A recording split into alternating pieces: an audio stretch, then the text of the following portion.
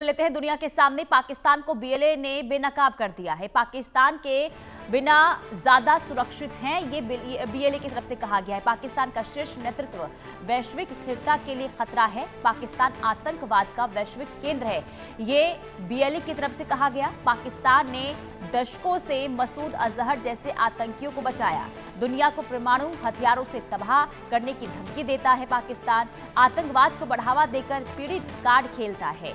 Al Qaeda, लश्कर, जैश जैसे आतंकी संगठनों को पनाह दे रहा है। तो बीएलए की तरफ से ये बड़ा बयान दिया गया और ये कहा गया कि पाकिस्तान आतंकवाद का वैश्विक केंद्र बनता जा रहा है और कई बड़े आतंकी जिन्हें पाकिस्तान की ओर से पनाह दी गई, पाकिस्तान के बिना दुनिया ज्यादा सुरक्षित है।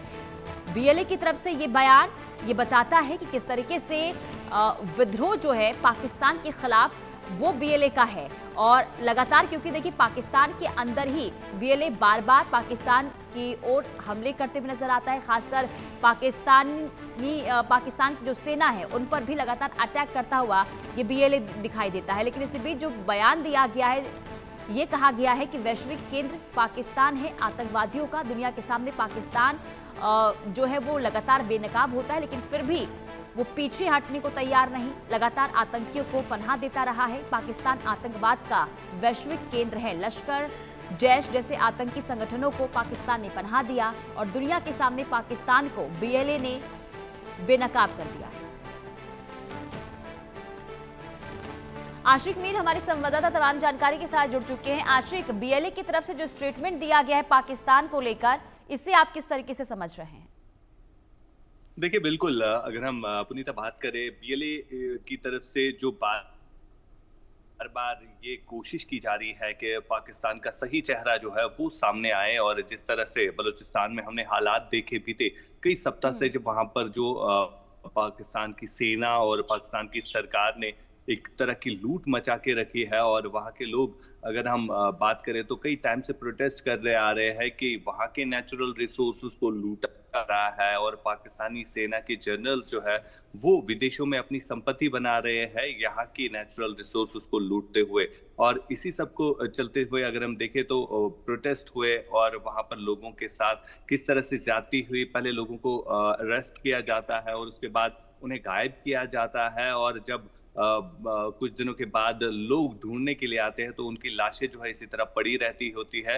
और ये कहीं ना कहीं एक बड़ा चैलेंज था पाकिस्तान की सरकार के लिए भी कि बीएलए को कंट्रोल करना। हालांकि कोशिश बहुत की गई थी इनको दबाने की, लेकिन बीएलए की तरफ से जो अब मिलिटेंट ग्रुप्स बनाए गए हैं, बलोच लिबरेशन आर्मी अगर हम कहें, तो उनकी तरफ से जो स्ट्राइक्स हुई कई टाइम से पाकिस्तान की सेना को काफी कुछ झेलना पड़ा, तो वो कहीं ना कहीं अब दुनिया की नजरों में आ चुका है। और अब जिस तरह से बीएलए भी अब बयान दे रहा है कि पाकिस्तान जो आतंकवाद का केंद्र रहा है, चाहे हम लश्कर हो, जैश हो या कई सारी टेरर आउटफिट्स हो, वो वहां से निकलते हैं, और दुनिया में अगर कहीं भी आतंकी कोई घटना घटती है तो उसका संबंध कहीं ना कहीं पाकिस्तान से जुड़ा हुआ होता है। चाहे हम 9/11 हमले की ही बात क्यों ना करें, या पूरे विश्व में जितने भी आतंकी हमले होते हैं तो उनका कनेक्शन जो है सीधे तौर पर पाकिस्तान के साथ जुड़ता है। तो ये अब बीएलए का भी कहना है। फिलहाल अगर हम बात करें तो लगातार बलूचिस्तान में जो हालात बने हुए हैं, बलूच के कई सारे लीडर्स अभी भी बंद है, अभी भी उनका कोई पता नहीं है कि कहाँ पे उनको रखा गया है, जिसके चलते वहां पर प्रोटेस्ट भी हो रहे हैं। और साथ साथ जो बीएलए बलूचिस्तान लिबरेशन आर्मी की तरफ से अब पाकिस्तान की सेना को भी काफी ज्यादा नुकसान जो है वो झेलना पड़ता है।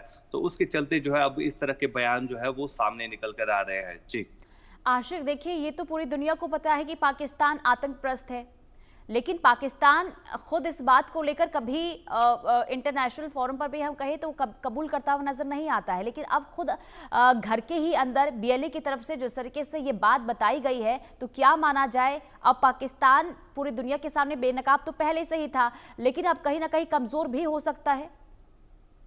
देखिए बिल्कुल, पुनीता, अगर हम बात करें तो जितने भी डिजिग्नेटेड आतंकी है वो पाकिस्तान में ही रहे हैं। चाहे हम अगर हम बड़े बड़े आतंकियों की बात करें जिनमें लश्कर और जैश के आतंकी भी शामिल है, तो इससे पाकिस्तान को कोई फर्क नहीं पड़ता है, क्योंकि ये एक बिजनेस जैसा बन गया है पाकिस्तान के लिए आतंकियों को पालना। क्योंकि जब ऑपरेशन सिंदूर में कई सारे टेरर हाइडआउट्स, कई सारे टेरर पैड्स को जो है नुकसान भी पहुंचाया गया था। और पाकिस्तान की सरकार ने उसके बाद क्या किया, फिर से नए सिरे से वो